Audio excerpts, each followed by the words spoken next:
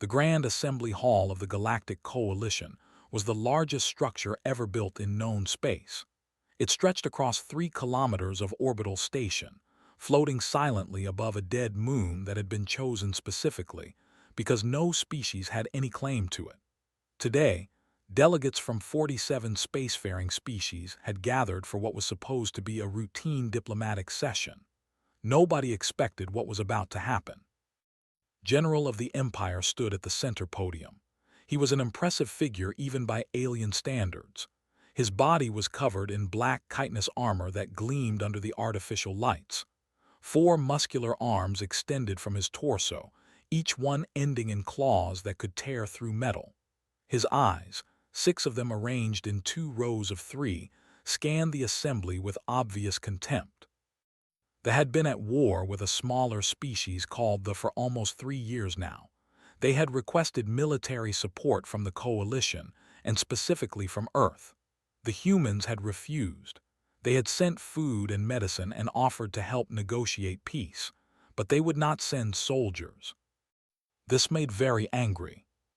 The humans refused to commit their forces to the border conflict, he announced. His voice was deep and harsh, like rocks grinding together.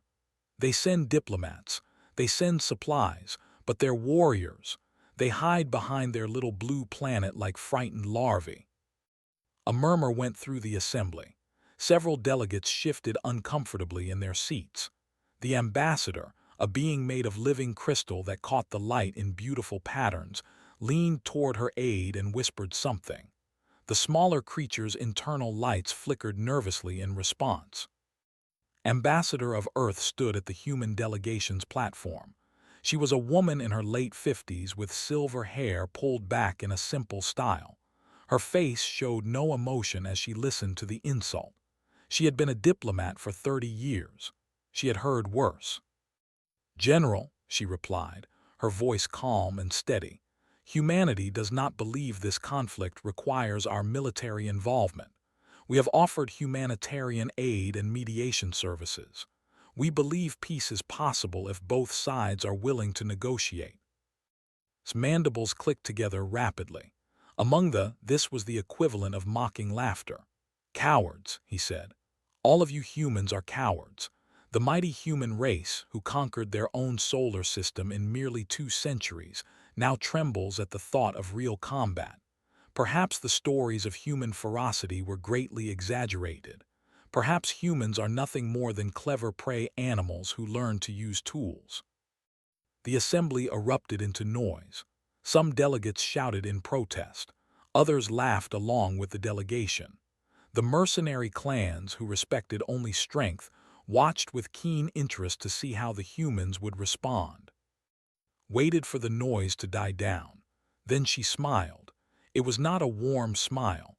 It was not a friendly smile. It was the kind of smile that made several nearby delegates suddenly feel very cold. "General," she said, "humanity has avoided galactic conflicts not out of fear but out of restraint. We know what we are capable of. We have spent our entire history proving it to ourselves. However, if the Empire truly wishes to see what a human soldier is capable of, we would be happy to provide a demonstration." Leaned forward with interest. "A demonstration? By all means, Ambassador. Send your armies, send your fleets. We will crush them as we have crushed the resistance.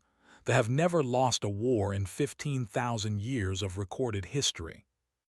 "No armies," said. Her voice was quiet, but it carried across the entire assembly hall. "No fleets. I propose something much simpler. Your finest warriors against one human soldier. A single combatant, just one." The silence that followed was absolute. Even the environmental system seemed to hold their breath. "If our soldier falls," continued, "Earth will commit full military support to whatever campaign you choose. We will fight wherever you point us, for as long as you require. But if our soldier succeeds, the Empire will withdraw from the disputed territories and recognize independence." Stared at her. His 6 eyes blinked in sequence, which among his species indicated extreme confusion. "One soldier. You would stake your species' honor on one soldier. against the finest warriors the Empire has ever produced. We would. The general threw back his head and laughed. The sound echoed through the assembly hall like thunder. His entire delegation joined in, their mandibles clicking in unified mockery. "Then I accept," said when he had regained his composure. "I accept with the greatest pleasure. Bring your champion to the neutral grounds of a prime in 3 standard cycles. We shall see how quickly human courage turns to human screaming. We shall see how your single soldier faces the might of a battle lord." Nodded once. "The terms are agreed, 3 standard cycles, a prime, traditional combat rules." "Traditional rules," confirmed. "Both combatants enter with only what they carry. No energy weapons, no explosives, bladed weapons and hand-to-hand combat only.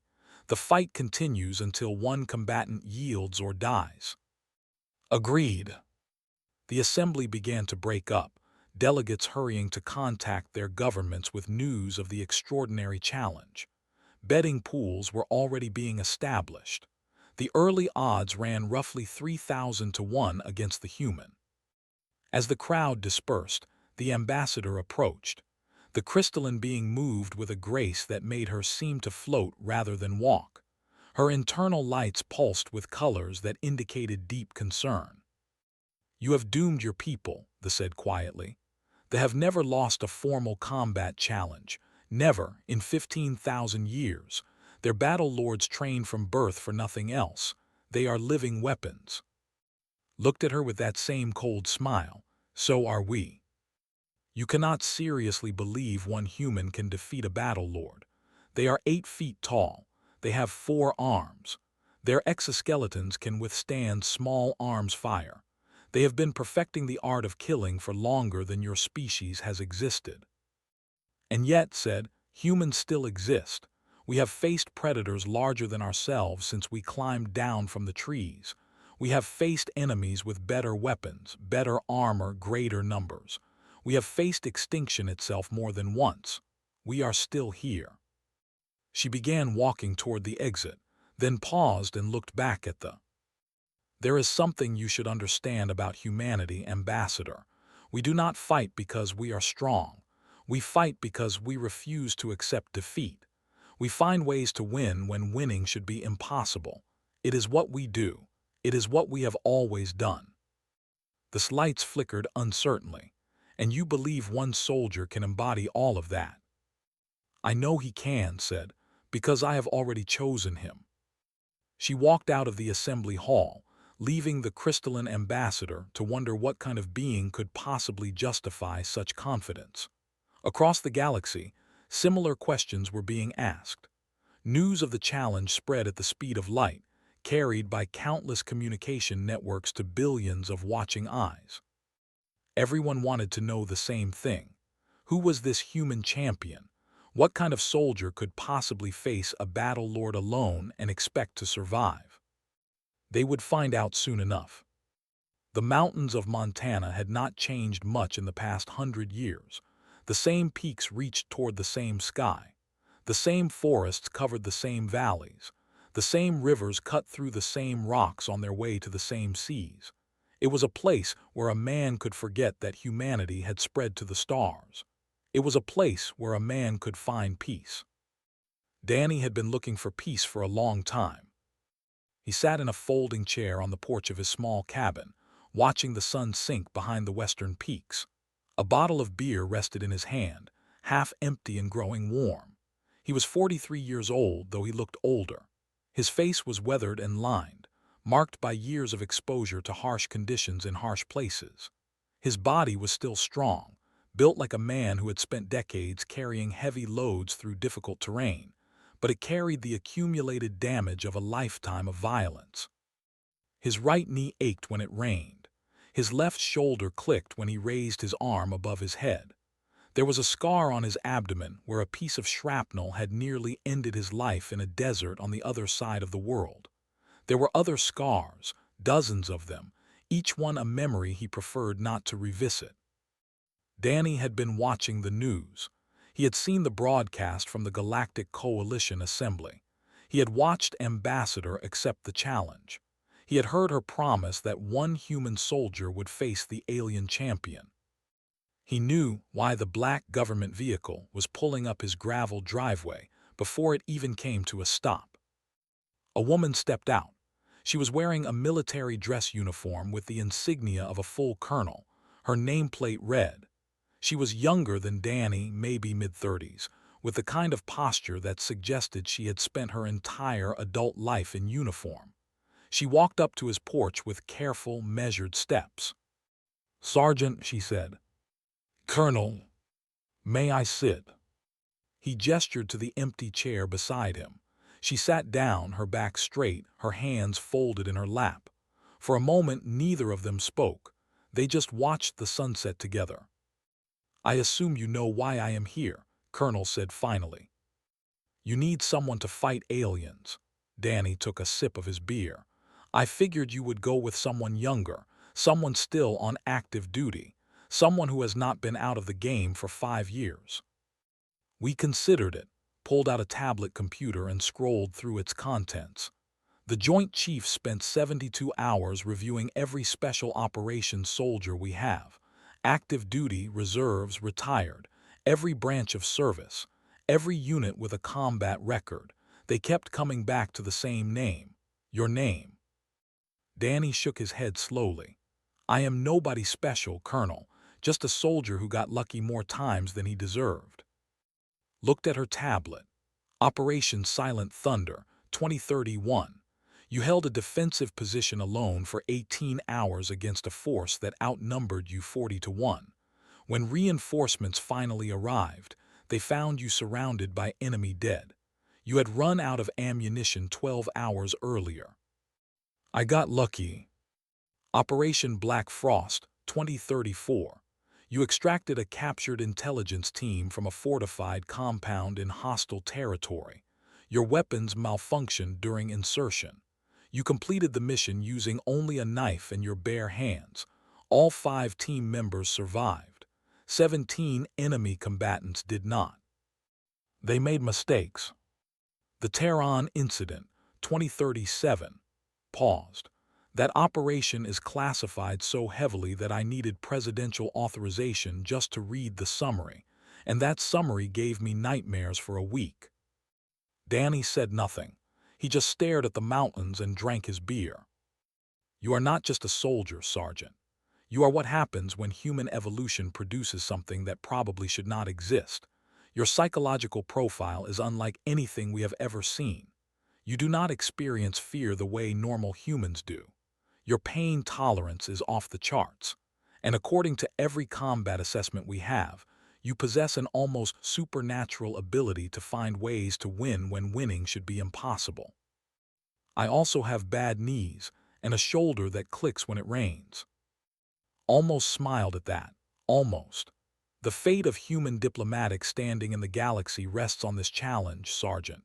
If we lose, we commit our entire military to whatever conflict they choose.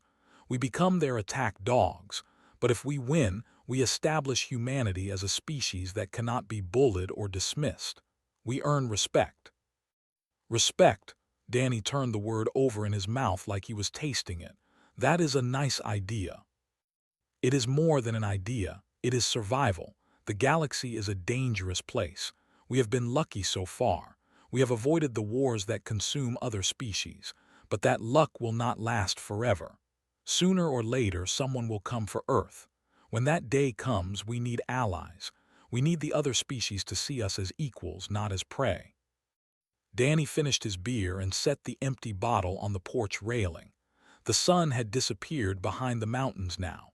The sky was turning purple and orange, the colors bleeding together like a wound. "What am I fighting?" he asked. "We do not know exactly.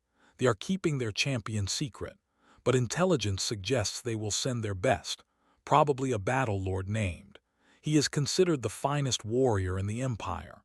8 feet tall, 4 arms, exoskeleton that can stop bullets, and 15,000 years of combat tradition bred into his genes. Weapons. Traditional rules. Both combatants enter with only what they carry. No guns, no energy weapons, no explosives. Bladed weapons and hand-to-hand only. The fight continues until one of you yields or dies. Danny nodded slowly. He looked at his hands. They were rough and the hands of a man who had done terrible things in the service of his country. He had thought he was done with all that. He had thought he could spend his remaining years watching sunsets and drinking beer and trying to forget. But some men are not built for peace. Some men are built for something else entirely. "When do we leave?" Danny asked. Blinked in surprise. "You are agreeing, just like that. You do not want time to think about it. You do not want to discuss terms or conditions.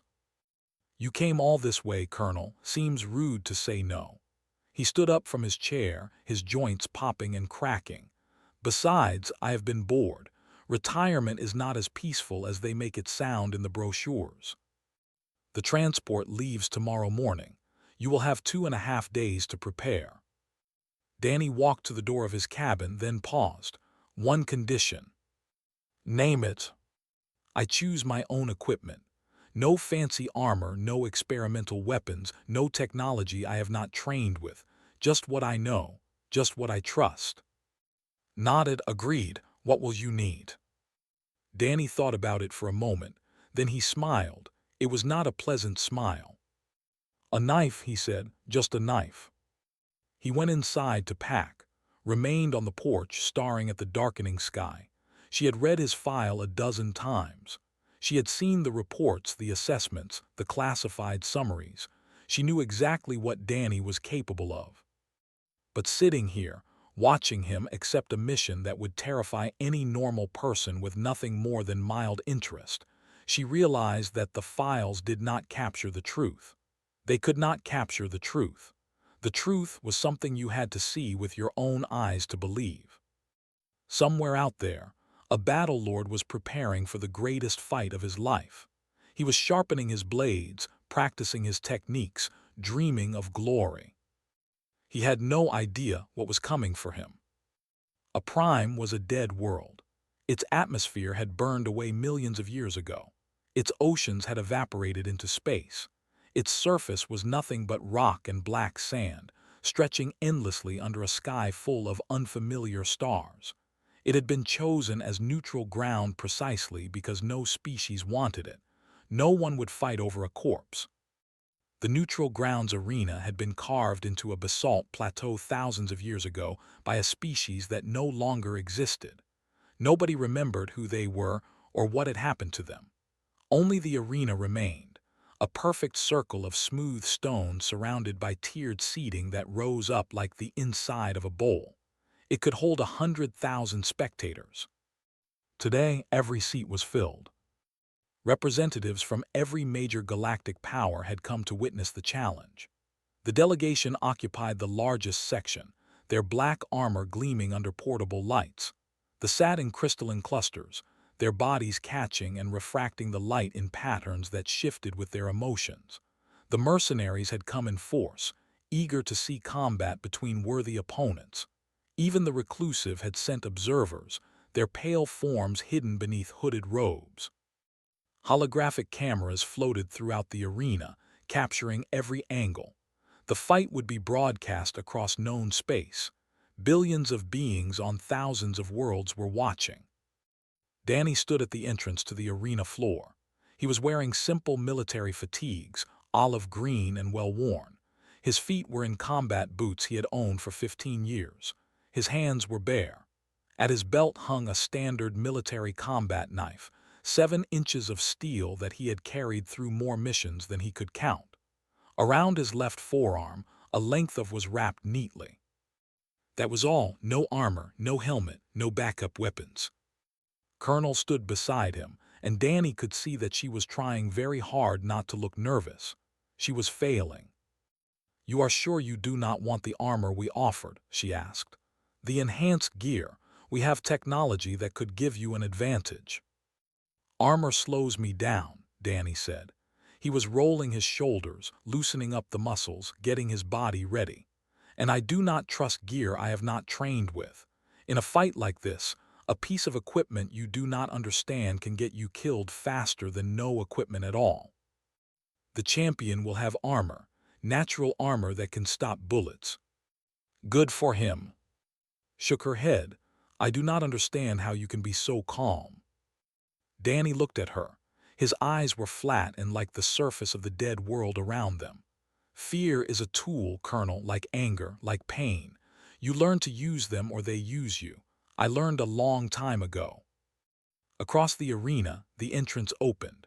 The crowd erupted into cheering and stomping, a wall of sound that shook the ancient stone. Battlelord emerged from the darkness and strode onto the arena floor. He was everything the intelligence reports had promised and more. 8 feet tall, his body was covered in black chitinous armor that looked like it had been carved from volcanic glass. 4 arms extended from his torso, each one thick with muscle, each one ending in claws that could shear through steel plate. He carried 2 curved blades, one in each upper hand. The blades were nearly as long as Danny was tall, their edges gleaming with cruel sharpness. Looked across the arena at his opponent. His 6 eyes narrowed. His mandibles clicked in what might have been laughter or disbelief. This is the human champion, he bellowed. His voice was deep enough to feel in your chest. This small, soft creature, I have killed vermin larger than this. The sections of the crowd roared with appreciation. Some of the other species joined in, caught up in the moment. Danny walked to the center of the arena. His footsteps were unhurried, almost casual.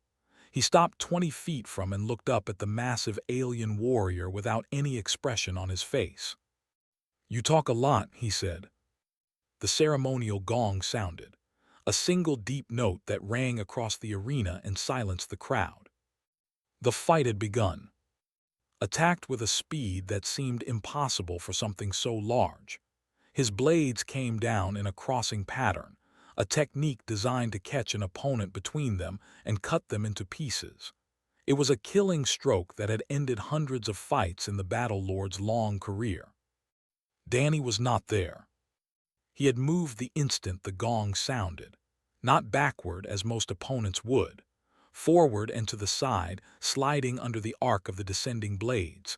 He moved like water flowing around a stone, smooth and inevitable. His knife flicked out as he passed. A thin line of dark ichor appeared on the back of his lower left knee, in the gap between armor plates where the joint needed flexibility to move. It was not a deep cut. It did not need to be deep. Stumbled just slightly, just for a moment. Danny was already gone, circling around behind the Battlelord, staying in the one place that's 4-armed fighting style was weakest. It was a blind spot that they did not know they had. Danny knew it because he had spent the entire journey to a prime studying holographic recordings of combat techniques. He had watched hundreds of hours of footage.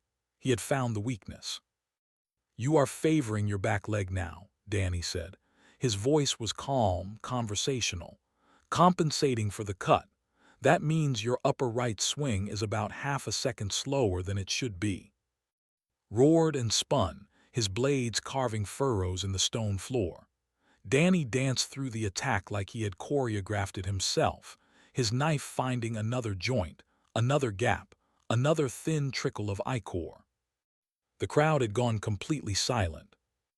What followed was not a battle, not in any traditional sense.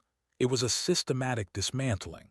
Danny did not fight with rage or desperation or any of the emotions that usually drove warriors in combat. He fought with the cold, methodical precision of a surgeon removing a tumor. He never tried to overpower his opponent. That would have been stupid, was stronger than any human could ever be. Instead, Danny used the Battlelord's strength against him. Every swing of those massive blades created openings. Every lunge created vulnerability. Danny found each one and exploited it. Cut by cut, wound by wound.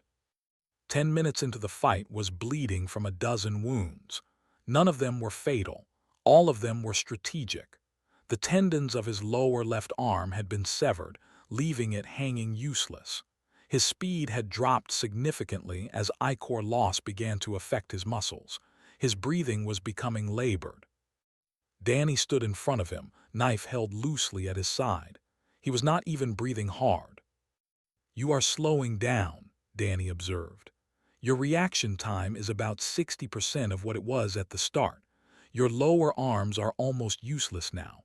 You have maybe 5 minutes before you collapse from ichor loss." Stared at him with something that might have been horror. In 15,000 years of history, no battle lord had ever been taken apart so completely, so systematically, so easily. "What are you?" whispered. Danny tilted his head slightly, considering the question. "I am a human," he said.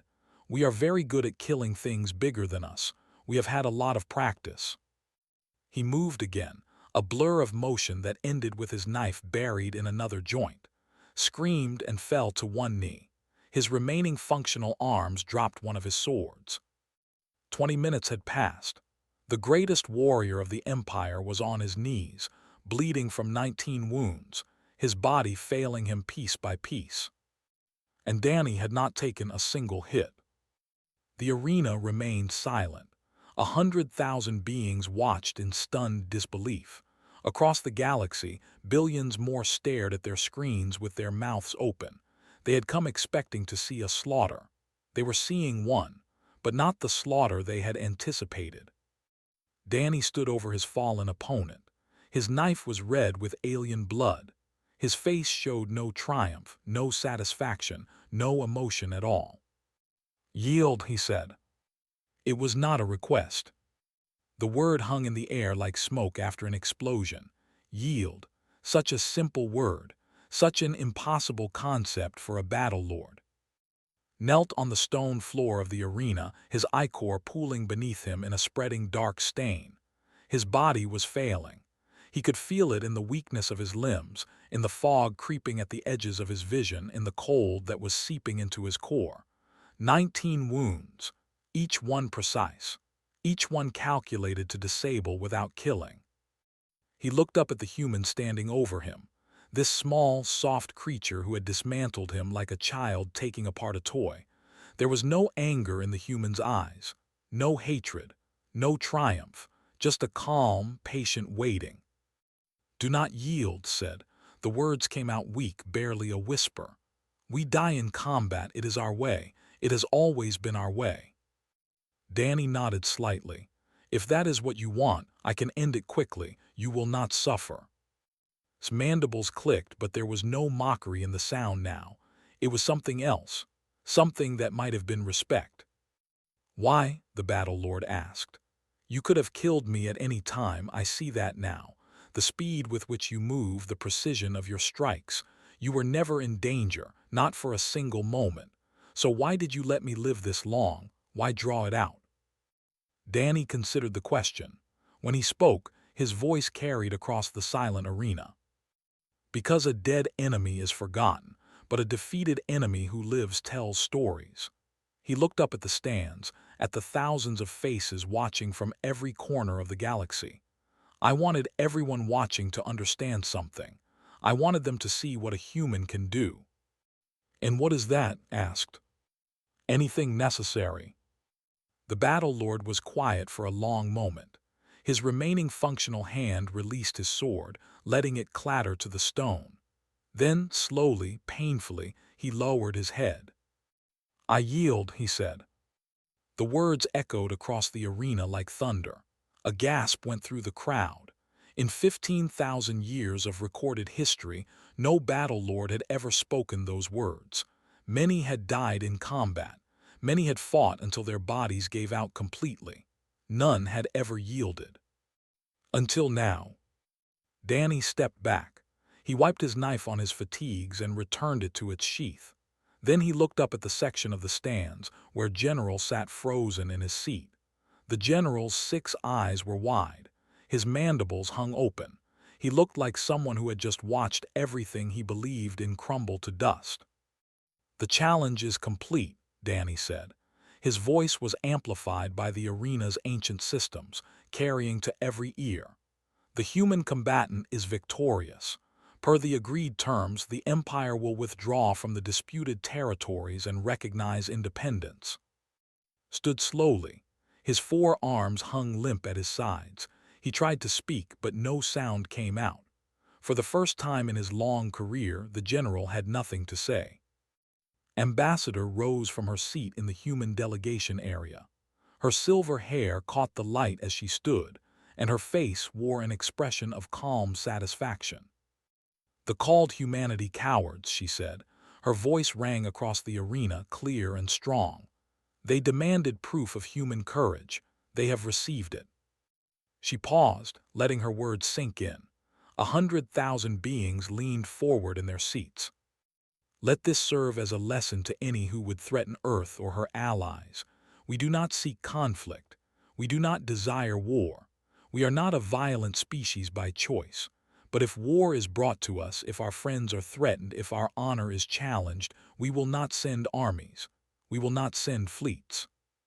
She gestured toward Danny, who stood alone in the center of the arena, surrounded by the evidence of his victory. "We will send individuals like Sergeant Danny, and you should know this. We have millions more like him.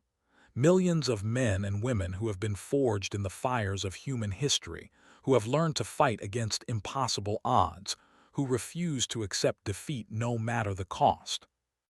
This was not entirely true. Danny was unique even among human special operators, but the aliens did not need to know that. Let them wonder, let them worry, let them fear. The ambassador rose from her seat, her crystalline form pulsing with colors that indicated deep emotion. "I propose that this day be recorded in the Galactic Archives as a formal recognition of human martial capability. Furthermore, I propose that humanity be offered a permanent seat on the Coalition Security Council." The vote was taken immediately. It was unanimous. Even the delegation, humiliated and shaken, voted in favor. They understood now. Some enemies were not worth making. Medical teams rushed onto the arena floor to attend to. The Battle Lord would survive his wounds. All 19 of them had been carefully placed to disable but not kill. That had been deliberate.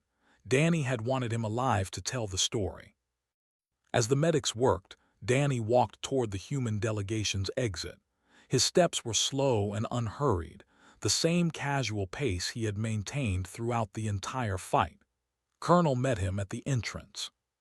"That was the most terrifying thing I have ever witnessed," she said quietly, "and I have seen combat on 3 continents." Danny shrugged. "He was slower than I expected. The exoskeleton limits their flexibility. They compensate with strength and aggression, but that creates predictable patterns. Once you understand the patterns, the rest is just mechanics."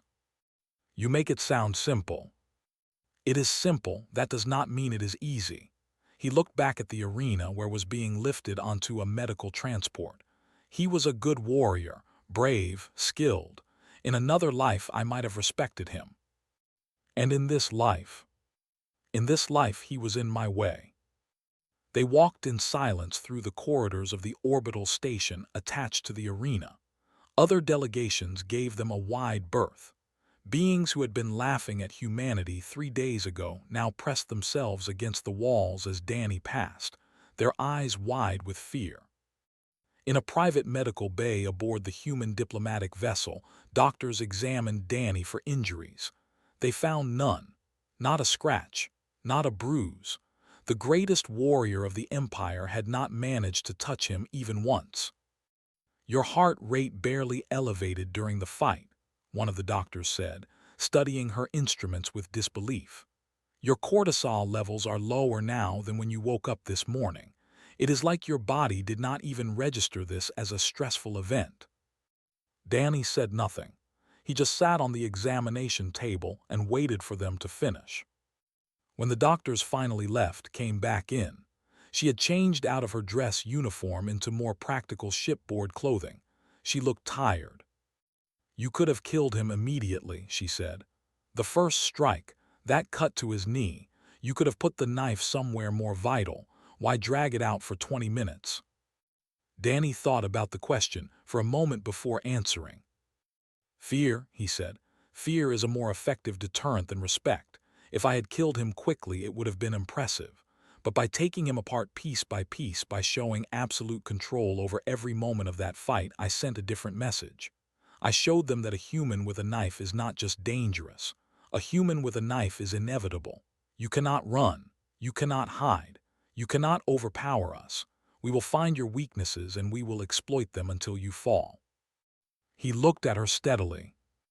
By tomorrow, every species in the galaxy will know what happened here. They will tell the story. They will add details. They will make it worse than it was. And the next time someone thinks about threatening humanity, they will remember this day. They will remember what happened to the greatest warrior of the Empire. Stared at him for a long moment. That is terrifying, she said finally. Danny nodded. Yes, he agreed. That is the point. 6 months passed after the challenge on a prime. In that time, the galaxy changed in ways that no one had anticipated. The Empire honored its agreement. Their forces from the disputed territories within weeks of the fight, the who had been losing their war slowly but surely, found themselves suddenly free. They declared independence and began the long process of rebuilding their civilization. But what surprised everyone was what came next. They requested a formal diplomatic exchange with Earth. Ambassadors were traded. Cultural programs were established. Trade agreements were signed. The species that had mocked humanity as cowards became one of their closest allies. It confused many of the other galactic powers. They did not understand how a species could go from such open hostility to such eager friendship in so short a time. But those who knew they understood perfectly. They respected strength. They respected combat ability. And more than anything else, they respected those who could defeat them in honest battle. Himself became one of the strongest advocates for human relations. His scars, all 19 of them, became marks of honor. He wore them proudly and told the story of his defeat to anyone who would listen. The human did not fight with hatred, he would say. He did not fight with anger or fear or desperation. He fought with absolute mastery, every movement precise, every strike calculated. In my entire life, I have never faced an opponent so completely in control. It was like fighting the tide. You can struggle all you want, but the water will find a way through. They became humanity's strongest allies in the coalition. They had recognized something in humans that other species had missed. Ambassador met with the leadership many times in the months following the challenge, building a relationship that would last for generations. Your species solves problems by refusing to acknowledge that they are impossible, the ambassador told her during one of these meetings. When faced with an obstacle, you do not look for a way around it. You look for a way through it. It is both your greatest strength and your most terrifying quality. Smiled at that. We call it stubbornness, or sometimes stupidity, depending on how things turn out. We call it something else, they said. We call it inevitable. Other species took notice of humanity's new status. The grateful for their unexpected freedom, requested human military advisors to help rebuild their defense forces. Earth sent a team of instructors, many of them trained by Danny himself. Within 2 years, they had transformed from a defeated people into a capable fighting force that could defend their borders. The mercenary clans, previously considered the most dangerous fighters in the Outer Rim, quietly adjusted their contracts. Any operation against human interests now carried a surcharge of 300%. Most of their clients decided it was not worth the cost. And in the halls of the Galactic Coalition, when debates grew heated and threats were made, someone would always mention a prime. The arguments usually resolved themselves after that. Danny returned to his porch in Montana. He declined the medals they tried to give him. He declined the interviews. He declined the offers of command positions and advisory roles and speaking engagements. He wanted, he said, to finish his retirement in peace. For a while, that seemed possible. The first black government vehicle arrived 3 months after his return. "Colonel," now carrying the rank of brigadier general, stepped out with a tablet full of intelligence reports about a situation developing near the border of coalition space. Danny listened. He asked questions. He sighed. "Let me get my knife," he said. The second situation came 4 months after that. A diplomatic crisis with the collective that threatened to destabilize an entire sector. The third was an extraction mission deep in hostile territory. The fourth was something classified so heavily that even the people running the operation did not know all the details. Each time General would arrive at his cabin. Each time she would explain the situation. Each time Danny would ask his questions, consider the problem, and reach the same conclusion. "Let me get my knife." He never failed. No matter how impossible the mission seemed, no matter how overwhelming the odds, Danny found a way. He always found a way. That was what he did. That was what he had always done. In between missions, he sat on his porch and watched the mountains. He drank his beer. He tried to find the peace that always seemed to slip through his fingers. Some men are not built for peace. Danny had accepted that about himself a long time ago. But he did not mind. Not really, because he understood something that most people never grasped. The universe was not a safe place. It was not a fair place. It was a place where the strong preyed on the weak, where might made right, where species rose and fell based on their ability to survive. Humanity had spent its entire existence being underestimated. They were small. They were soft. They were short-lived. They had no natural weapons, no armor, no special abilities that other species possessed. By any objective measure, humans were among the weakest intelligent beings in the galaxy. But they had something else. They had Danny and thousands like him, men and women who had been forged in the fires of human history. Soldiers and warriors and survivors who had learned to fight against predators twice their size, against enemies with better technology, against odds that should have been insurmountable. They had the will to keep fighting when fighting seemed hopeless. They had the intelligence to find weaknesses that others could not see. They had the absolute, stubborn refusal to accept defeat no matter what the universe threw at them. General had called them cowards. He had learned his mistake. He would carry that lesson in his memory for the rest of his life. And across the galaxy, in the councils of power and the barracks of warriors and the quiet corners where beings gathered to share stories, a new saying spread. It was spoken in whispers. It was spoken in tones of respect and fear and wonder. Never underestimate a human. They only need one. Danny sat on his porch and watched the sun set behind the mountains of Montana. His knife rested on the small table beside him, cleaned and sharpened and ready for the next time it would be needed. His beer was cold in his hand. The evening air smelled of pine and possibility. Somewhere out there, among the stars, trouble was brewing. It always was. Sooner or later, another black vehicle would pull up his driveway.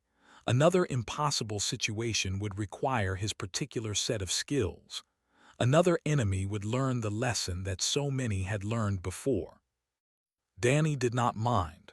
He would answer the call when it came. He would do what needed to be done.